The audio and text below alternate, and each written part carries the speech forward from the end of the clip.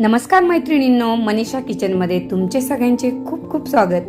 आज आपण करणार आहोत ओल्या हरभऱ्याची चटणी। ओल्या हरभऱ्याची घाटे आपण सोलून घेतलेली आहेत आणि मस्त फ्रेश असा हा हरभरा आपला सोलून तयार आहे। यासाठी आपल्याला लागेल हिरवी मिरची आणि लसूण। तर गॅस सुरू करूया, त्यावर कढई ठेवा, थोडेसे तेल घाला। आता यामध्ये आपल्याला सगळ्यात पहिल्यांदा हरभरे छान चटका लागेपर्यंत भाजून घ्यायचे। या पद्धतीने हरभरे आपल्याला भाजून घ्यायचे। हरभरे भाजून घेतले की याच कढईवर आपल्याला हिरवी मिरची सुद्धा भाजून घ्यायची। आता आपण हरभरे काढून घेऊया।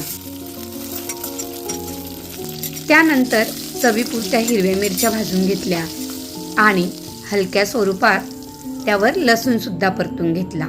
आता हे सर्व आपण खलबत्त्यामध्ये टेचून घेऊया। पहिलं हिरवी मिरची आणि लसणाचा ठेचा करून घेऊया। यामध्ये चवीपुरतं मीठ घाला। ठेचा तर आता आपला मस्त वाटून रेडी झालाय। आता आपण यामध्ये जे भाजून घेतलेले हरभरे आहेत ते सुद्धा या दगडी पाट्यावरती आपल्याला टेचून घ्यायचे। तर आता पहिली आपण चटणी काढून घेऊया आणि त्याच दगडी खलबत्त्यामध्ये आपण आपले जे भाजलेले चणे आहेत ते टेचून घेऊया। तर ते सुद्धा असे जाडसरच आपल्याला टेचून घ्यायचे आणि आता याला द्यायची आपल्याला चरचरीत फोडणी।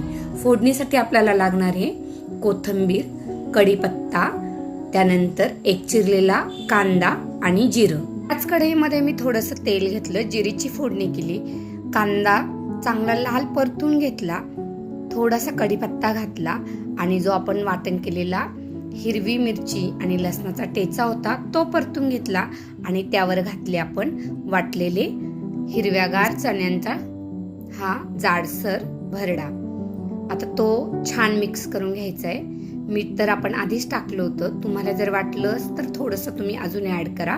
वाव, गावरान आणि भन्नाट असा हरभऱ्याचा ठेचा तयार झालाय। हा मेनू तुम्हाला कुठल्याही हॉटेलमध्ये मिळणार नाही। हा तुम्हाला घरीच बनवावा लागेल आणि घरीच खावा लागेल, पण खरंच खूप टेस्टी लागतो। एकदा नक्की ट्राय करा। मग आवडली ना रेसिपी? मग तुमच्या मैत्रिणींना सुद्धा रेसिपी शेअर करा आणि लाईक करा, कमेंट करायला विसरू नका। आणि जे नव्यानेच माझ्या चॅनलवर ही रेसिपी पाहतात त्यांनी सबस्क्राईब करा। रेसिपी पूर्ण पाहिल्याबद्दल मनापासून धन्यवाद।